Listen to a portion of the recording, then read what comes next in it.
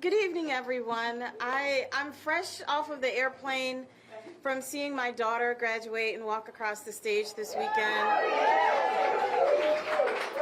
And I watched her Saturday night deliver remarks. Right now, she said she just got off an airplane. You know, just thanking her family and thanking her parents for leading her in a direction that is going to chart a new way of life for our family, and it just reminded me of why I do this work.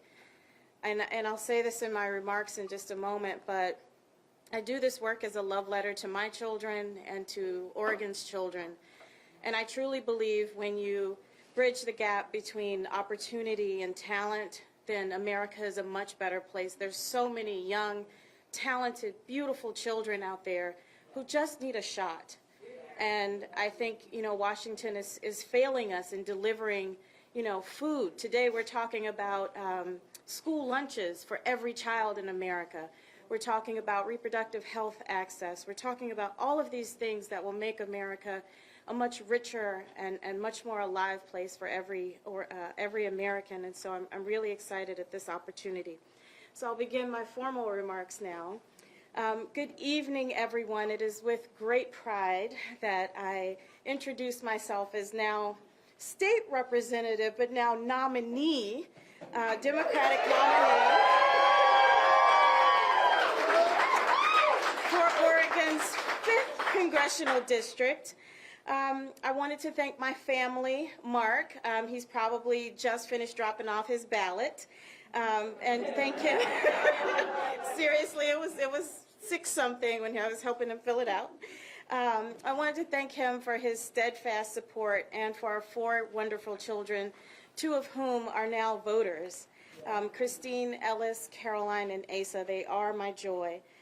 As I said before, my work is a love letter to them. It is the reason that I get up every day for them, their friends, their colleagues on their jobs and at the football team at University of Oregon. I do this work for them.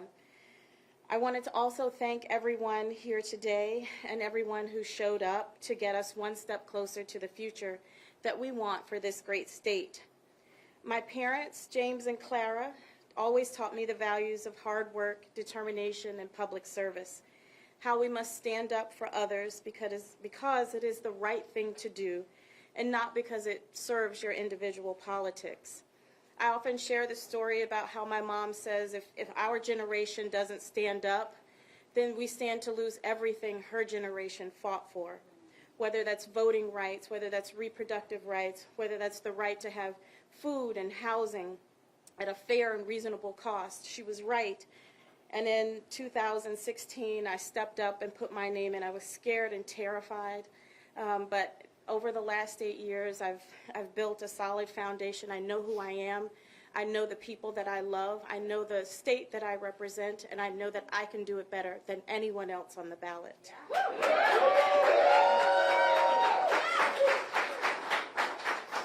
As your representative in Salem, in the past, I've looked at every bill with the lens of, will it make Oregon better and create opportunities for our children, both our sons and our daughters? Will it help working families, and will it advance civil rights? And I know, better than anybody else, unfortunately, Lori Chavez-DeRemer hasn't been thinking that way in Congress.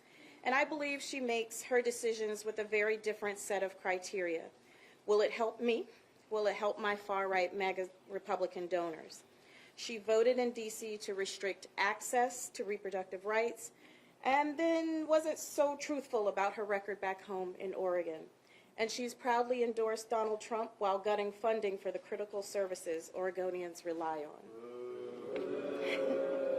She's basked in the limelight of her MAGA friends in D.C. and has barely even visited the district. Sorry, I want to be respectful of the microphones here.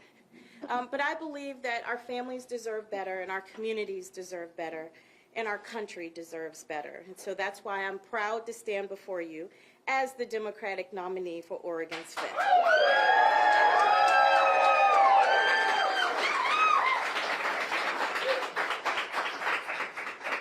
So I want to be brief, but I started off by telling you all that This weekend we had the opportunity to watch 505 young black women at Spelman College walk across the stage, and they were filled with so much promise.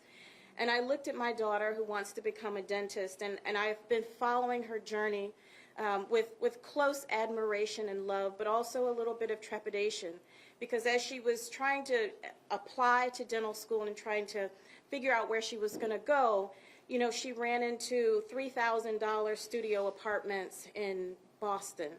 You know, she ran into how much money does it take to take the entrance exam? It's like $500. How many times am I going to have to take that?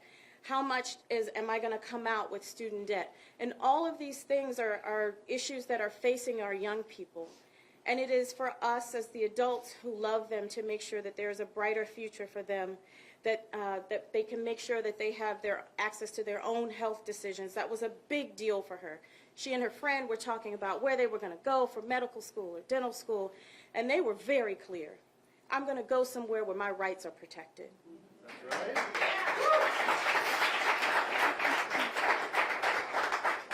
So we know that as Democrats, we protect the right of people to not have the government in the exam room with them. And we know that the Republican Party wants her to have less rights than I did when I was her age. And so for me, enough is enough. Right. Washington isn't working for folks here in Oregon, and in fact, Lori Chavez-DeRemer and her Republican friends barely get any work done at all.